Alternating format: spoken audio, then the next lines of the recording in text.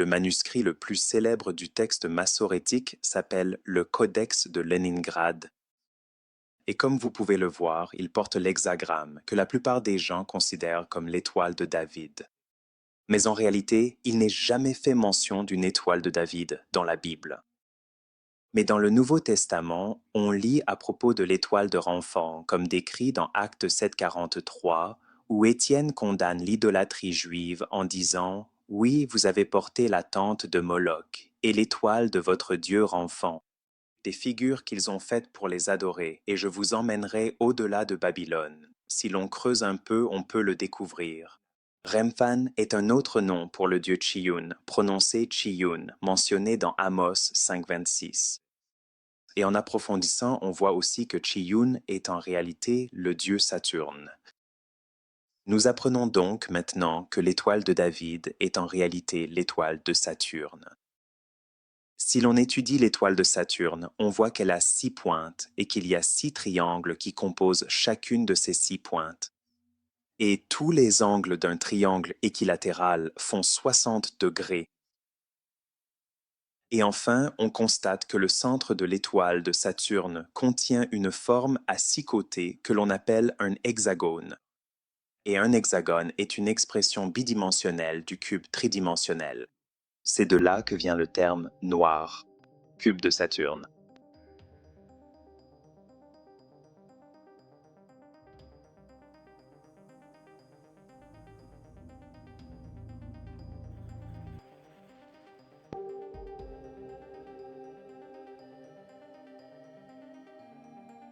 L'étoile de Saturne est l'un des symboles occultes les plus puissants, utilisés abondamment dans la magie des sigils pour invoquer et contrôler les démons.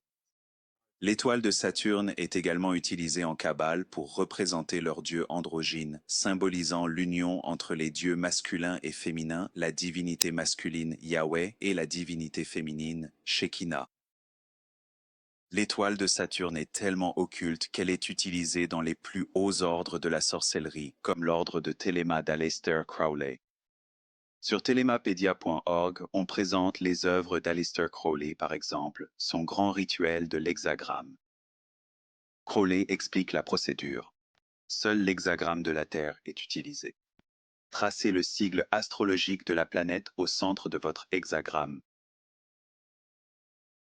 Utilisez une conjuration avec le nom du dieu correspondant à la planète ou au signe avec lequel vous travaillez.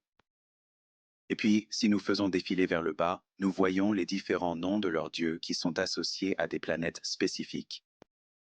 Et veuillez noter que chacun de ces noms sont les noms hébreux inventés à l'intérieur du tétragramme Yod-He-Vav-He. Pour conjurer le démon associé au soleil, le nom est Yahweh Yod-He-Vav-He Eloah Vedot.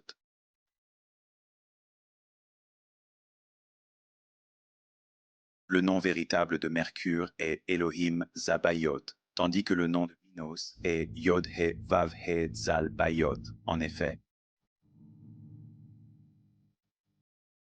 Pour conjurer le démon qui y est attaché, pour la lune, le nom est Shaddai El-Chai. Le nom de Mars est Elohim Gibor. Celui de Jupiter est El. Et enfin, nous avons le dieu de Saturne, dont le nom est Yod, He-Vav, He-Elohim.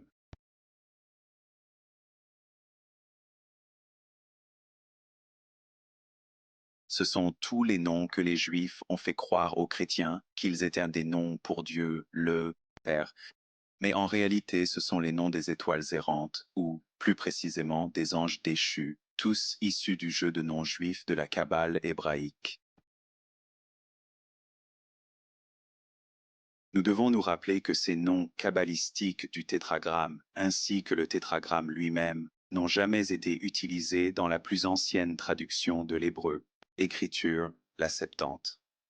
Ces noms sont une invention de la langue occulte hébraïque moderne, du texte massorétique, la Bible médiévale des kabbalistes juifs.